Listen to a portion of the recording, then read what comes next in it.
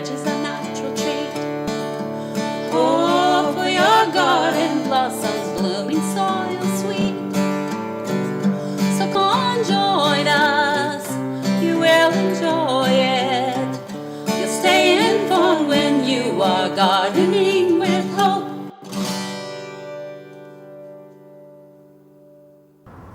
This morning, we're in Cayucos at my friend Irene and Walter's house, and we're going to go inside and check out the most incredible show of begonias and dahlias.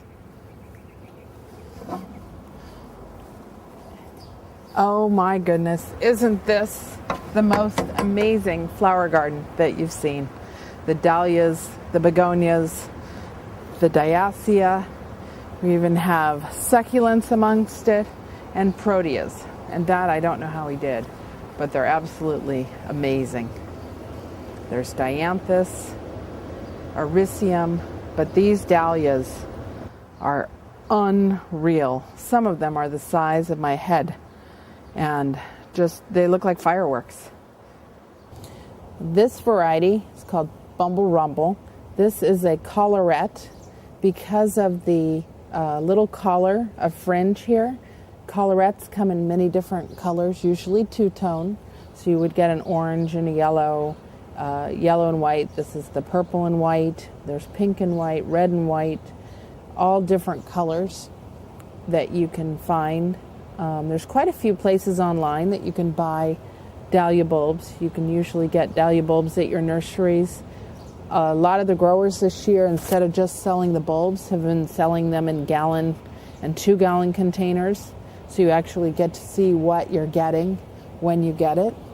And there are so many different varieties. We're going to show you some of the different varieties, and maybe we'll even get to see Walter and have him tell us about them. Hi, Walter. Hello, good morning. Good morning. Hello, good morning. Good morning. This is Walter, and this is his amazing garden for his love of dahlias and begonias. I do. Yeah. Dahlias and begonias. Do you know the names of the varieties, or do you just That one is plant kind them? of almost red. That one's orange. That one's yellow. Oh, absolutely incredible. And yeah. Now, how long has this been? Have you had these growing here? Well, the dahlias I started from tubers probably in February of this year, and then I planted them here probably, I guess, about 2 months ago. Okay. And the dahlias? I'm talking about the dahlias. Oh, the dahlias. Mm-hmm. Okay, and then the begonias were... Oh, they were planted maybe February. 6-8 weeks ago. So what was this like last year? Or well, actually on the side, last summer I had lobelia. Okay. So other flowers in here. Yeah. Wow. And where these dahlias are last year were all succulents. It didn't get very big. Okay. I didn't want to plant them to begin with, but I talked them to it. And so the dahlias you got locally, or did you buy Actually, mail I order? bought them probably mostly from nurseries when they were already in bloom 3 or 4 years ago. Okay. And planted them. And then last winter, or last 2 winters, I dug the tubers and divided them. Okay. And replanted them, but I don't know how to do it because I planted 90-some and only 60-some came up. Okay. They have to have an eye, and I don't know how to look for that eye. Do you? Okay, yeah, they do know how to look for the eye. So maybe at some point we'll show that. And I don't know if I'll dig them this year or not, or just leave them alone. Yeah, and just let them get into bigger groupings. And it's spectacular. I love how you have the mixture of succulents with the dahlias, and they don't seem to be bothered. Everything's some growing. Some people wouldn't like that, and I wasn't sure I liked it. But I didn't like too many succulents, but some of them I do like. Yeah, that's absolutely incredible. And some of these cayucos are phenomenal. Those are the curly. Whole was planted a year ago, February. Nothing is over 18 months old. Incredible, insane. And the palm tree I brought from one of my ranches over in the valley. Wow, amazing. And so was the fence in? No. No. So they craned it over the top of the pond. Oh yeah, like a toy. It was a big crate. Yeah. Oh my goodness. Wow. Oh, that's just fun. Yeah, that's been fun for me. I told Mom we're going to have to get a dahlia garden going now. In the back. You got a better spot than me. Yeah. You got a perfect spot. Yeah. And I just think that people would be blown away. It would be like a place to go see every year. We have to go see the dahlias. because And hope, I don't know what's right, wrong, and different. I took like an 03015 commercial fertilizer okay, and mix it with bone meal. okay, Just grab a little handful and put under everything I plant. they're just happy. Yeah, they are happy. They're just I happy. planted some over in the valley, and they're not as happy. It's too hot Too hot. I was reading last night, partial shade, over there. that you over there you could do probably get away They with. do okay, but they're not as happy as these guys. And the blooms don't last nearly as long. Yeah, they fade out. I mean, these, like when Dahlia Days comes around, you should enter. When what? Dahlia Days? Did you know that Morro Bay, the city flower, is a dahlia? Did not know that. And in late August, around the 17th, they have what they call Dahlia Days. And they have the park, and everybody who grows dahlias in Morro Bay comes and exhibits their dahlias. If I can do that, I should pull a do a bunch of buds tour. off and grow some this big. Right. But I probably won't. These are probably bigger than what I saw last year. Really? Yeah, just insane. Yeah, yours are already there. Just clip and go. Oh, this gorgeous Yeah. little cactus. I didn't know, and doing some research, that there are cactus flowering dahlias, there's dinner plate, there's peony form, anemone form, double informal, formal. There are so many like just pom-pom, ball. Amazing how many different varieties I have read of those, but I dahlias. don't know one from another. Like I told you yesterday, some of these over here were new last year. The ones with the little funny face. Okay, yeah, those are called collarettes. Those I looked up. So those are collarettes, and then these are the dinner plates. That's a cactus form. You don't have any, I don't think, of the ball form, which is No, the round I with don't like those yeah, as well. and the pom-poms. Yeah, I don't So like those. no, I think these are going to be the showiest of all varieties. That one, because it illuminates that color so well. That blooming plant back there is an ornamental. Kale, Yes. gorgeous. And I planted it late. It's shading the dahlia. I want to take it out, but it's still kind of pretty, so it'll leave it Yeah. for a while. Well, and you could collect seed off of those guys. Just let them go and then sprinkle them out, and they'll come up next year everywhere. This is just incredible. And your aloe. You have some really neat varieties of the different. And I don't know what they are. Oh, and each plant has a little drip or two. Oh, okay. Oh, and how often do you water? About twice. Twice a 3 week? times a week. Okay. 15, 20 minutes. Oh, breathtaking. Very fun. Very. And we might even come see you in the valley and have you tell us about fruit trees. Well, I'd love to show you my packing house and fruit trees. And Yeah. Friday and Saturday, we're still on that. Friday and Saturday we had record load days. Friday and Saturday we loaded 90,000 boxes. Oh my goodness. Biggest two consecutive days we've ever had.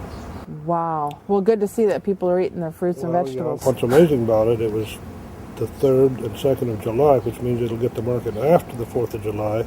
And many, many times, holidays, Memorial Day, Labor Day, 4th of July really hurt us, particularly if they come in the middle of the week. Wow. So that was really amazing. That was a I thought that good we thing. had those days. But yes, I'd love to show you how for Saturday. Yeah. Oh, that's going to be fun. Yeah. How's that? He's doing good. Good. He's doing good. He's out golfing this morning. Perfect for it. Good, that's good. Well, thank you again, Walter. You're welcome to good. look around all over. Okay. And we'll, And actually, this area back here I like quite well also. yeah. Oh, and the incredible Staghorn. staghorn fern. Gorgeous. Did I tell you I was in a nursery in Dana Point about 3 weeks ago that had a lot of those, some like I had never seen before. And really, really impressive. Some of the real nice ones are not for sale. We'll have to find out. I'll try and find out what varieties. Well, thank you, Walter, You're very for welcome. showing us your garden. It's my pleasure for sure. Yeah, it's It absolutely was all mine. breathtaking. So come with me and we'll go check out the rest of Walter's garden.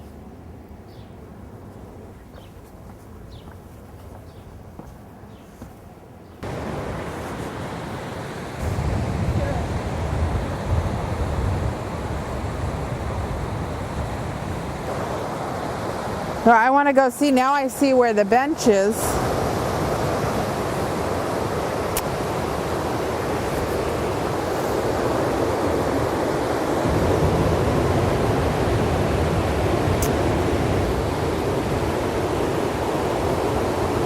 blanket of green that you see here is Myoporum. And this is a trailing Myoporum. So it hasn't been affected yet by the Myoporum thrip, but at some point it may. But it does make an incredible drought-tolerant, wonderful ground cover for banks. Because it roots as it'll go, it'll help keep erosion at bay. These are a hybrid little strawberry called Pretty in Pink. And it's a pink flowering strawberry. And so these will actually be edible and make great little ground cover, little color accents. What a fabulous little ground cover for drought tolerant areas. Oh, and these, I think he doesn't overwater and then he feeds. These are New Guinea impatiens. And they usually like it a little bit warmer, but I mean, we're in cayucos and they're thriving. So I'm guessing that because they're getting full sun, they're out of the wind, that they're doing great. But I've got to say that this is the little miracle garden here because Walter has cyclamen blooming in July.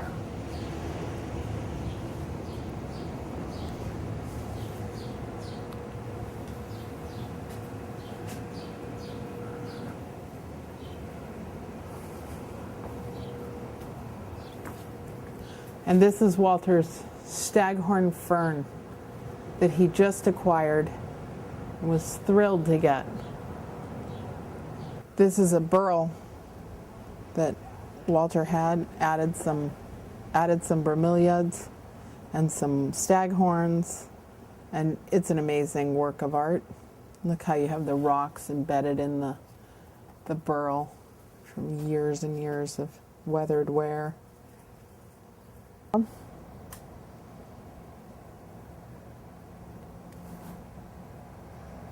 Just a reminder, with your fuchsias, this is a great time of year to go ahead and pick off all the berries, what we call berries, or the little seed pods, because they'll put so much energy to doing this that they won't bloom as much. So go ahead and pick them off.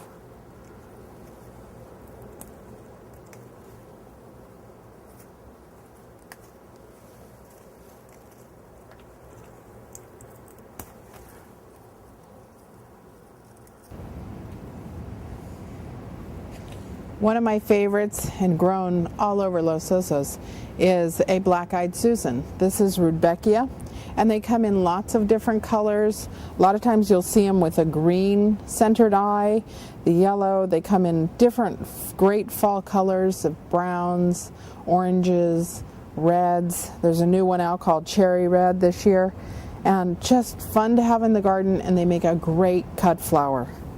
And they're great for drought tolerant, and just think of a dahlia bouquet with some Rudbeckia with it.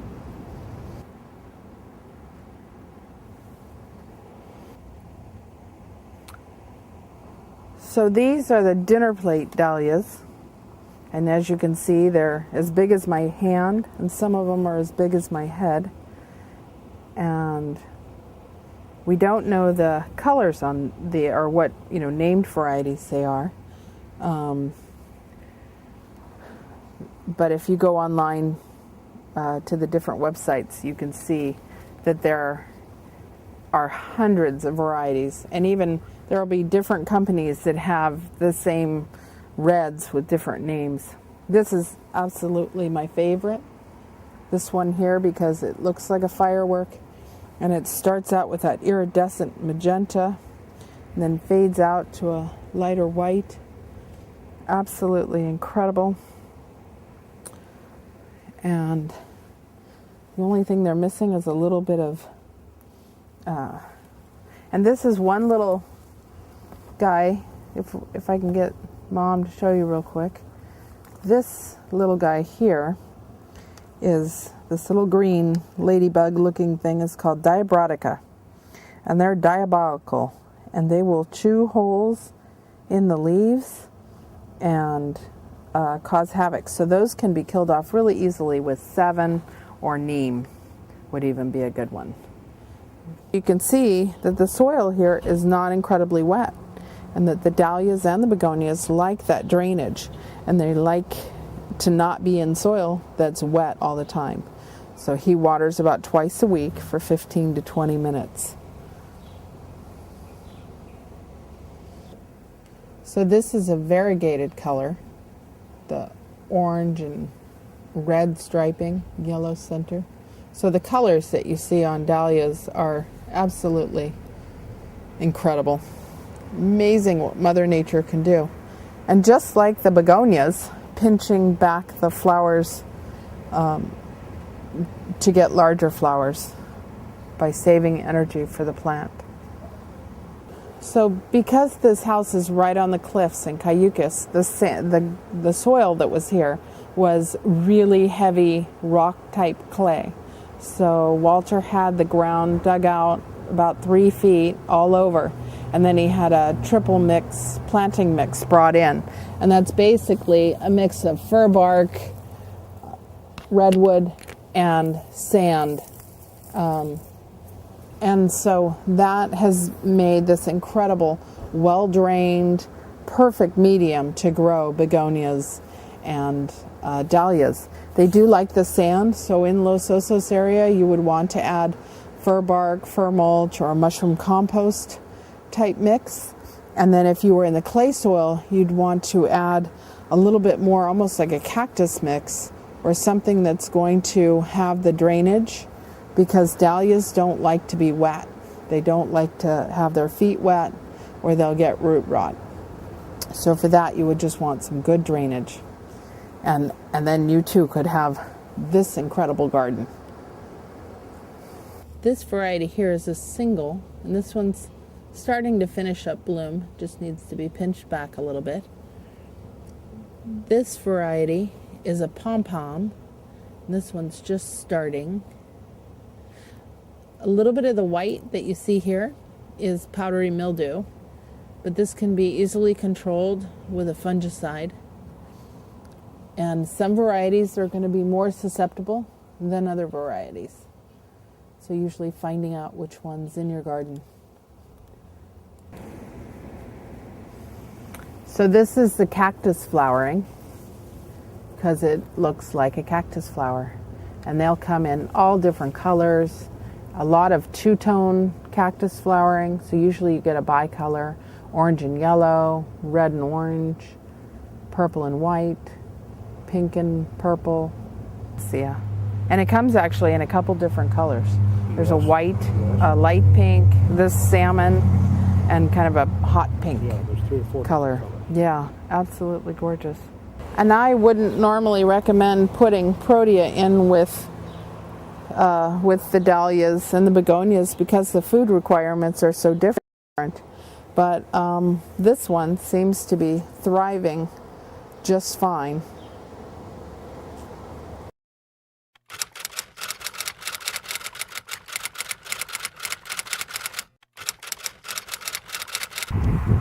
A lot of people have been calling and asking, what is attacking my myoporum? And it's a myoporum thrip. It started in California in 2005, brought over from Australia, New Zealand. It's a little thrip, so it attacks all the new foliage on the myoporum plant and causes deformation, which doesn't allow the plant to regenerate. The more you cut on the plant and try and get new growth, the more it gets attacked. You can take a branch off of the infected tree and usually hit it on a white piece of paper and tap it, and you'll see the little black thrip by tapping it out. If they're tan, then they're usually just the California thrip that we get, that's pretty common, flower thrip. They won't do this damage. This is localized on myoporum, and so it really only affects myoporum. There are a couple of sprays that you can use, but they don't completely kill out the thrip, you can use imidacloprid, which is a systemic spray. And you can use, they've had some success with the Volk oil. The problem is, until this little insect is annihilated, it will just keep coming back and keep coming back. So the growers have stopped growing Myoporum. The ground cover variety of Myoporum, the Myoporum parvifolium, hasn't been affected as badly, but a lot of the horticulturists are saying that eventually it will be attacked. So right now, horticulturists and different experts are recommending just to take them out and to replace them. It's really sad, but this is a Myoporum that we have that's been hit. I think this one got affected about 6 months ago. This rainy winter, we're seeing a lot of, or past winter, see huge outbreaks, and almost every Myoporum that I've seen has it. So it's kind of bad news for all the people with Myoporum hedges. You can either take them out slowly or let them die off, but yeah, horrible little bug, Myoporum thrip.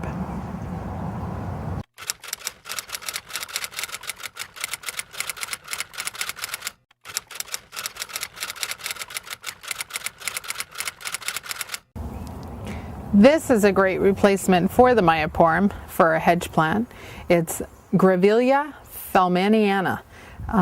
It gets about 15 feet wide and about 18 feet tall if unpruned. The more you cut, the thicker and fuller it gets, just like the Myoporum. Very drought tolerant. I'd probably water the first year and then to get some nice growth, and then little supplemental summer water, and pretty much can go on winter rains. This one's just getting winter rains, and this is about 5 years old, and I don't think you can see from there, but it's actually a good 10 feet wide and has been cut back a lot. In the spring, this just becomes what I call the wall of fire. It is little red Grevillea flowers that the hummingbirds absolutely love, and so it just is red with bloom. And Grevillea flowers are almost like a very exotic bottle brush in the way that they flower. So absolutely gorgeous, full, ferny looking, and a wonderful replacement for the Myoporum. And it doesn't get the thrip. Drought tolerant and deer tolerant. This is another great replacement for the Myoporum as well. This is Dodonea purpurea. Purple hopseed is a common name. There is a green form as well. Wonderful for drought tolerant, can tolerate winter rains, can be hedged, and it'll bush out as well like the Myoporum and the Grevillea. Drought tolerant, deer resistant, and again resistant to the Myoporum thrip. And it also, during the winter time or summer and sometimes in the winter, it'll get these little pink blossoms, and they're very papery, and the flowers actually look like little seed pods. And on this side, I can show you one over here that's in full flower.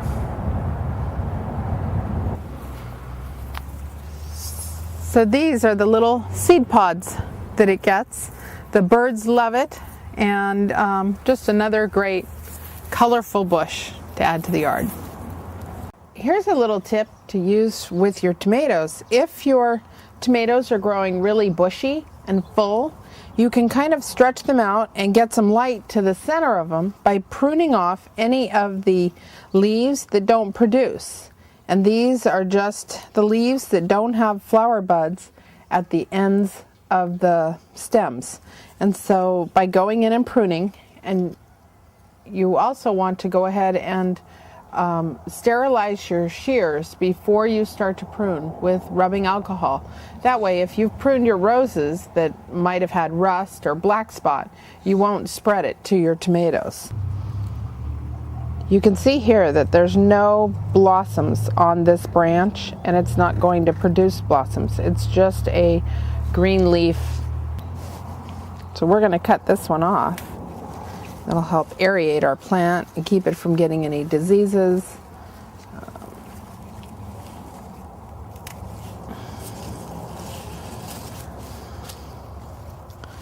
Well, as you can see, this one does have a bloom stem on it.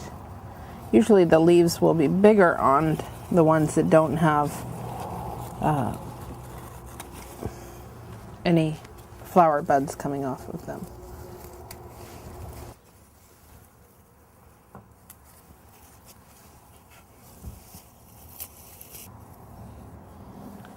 So what this will help do is it will allow the inside of the plant to get more sunlight, which will keep the diseases down. It'll also allow the fruit to ripen because they'll be getting more sun, and it will overall give better health to the entire plant. This is an heirloom variety of zucchini. It's called Costata Romanesco, and it's an Italian style zucchini. Its probably biggest feature is that it doesn't get spongy when it gets big. So you can cut them, let them get big, cut them into rounds, and put them on the grill, and they grill up just beautifully. They don't have the large seeds like when you would get a big one, so they stay real tight and meaty.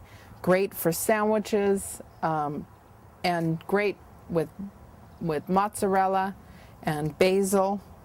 And the zucchini itself is going to have a little bit of a ribbing to it and a marbling in color.